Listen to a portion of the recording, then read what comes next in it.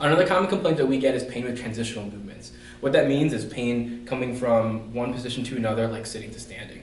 Oftentimes, what patients experience is when they try to get out from a chair, they sort of get stuck in this position and find it's really difficult to straighten back out without having a lot of pain. My solution to that is to never fall into that flexion position, and that way you can't get stuck. So we're going to start in a nice neutral position while seated in our chair. We want to scoot to the edge of the chair, but just be careful if your chair has wheels like an office chair, otherwise that chair might slide out from behind you. We're going to start in our nice neutral position like we've talked about, and we want to make sure that our feet and our heels are underneath us. If we have my feet way out in front of me, it's really difficult to get out on top of my center of gravity. So we want to bring those feet in with a slightly wider than our hips posture with our knees.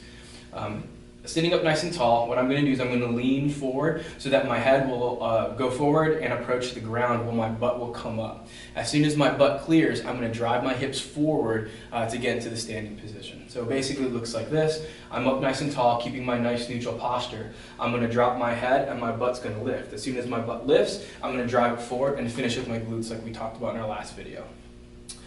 In this position, I never got into that flex position, so that way I can't get stuck into it. We're going to reverse that process to sit. We're going to scoot backwards here. We're going to maintain that hip hinge position. Our hips are going to drive backwards, and we're going to slowly let ourselves down into the chair and try not to plop into the chair. Again, it's more of a safety issue if your chair has wheels. So a nice controlled motion there.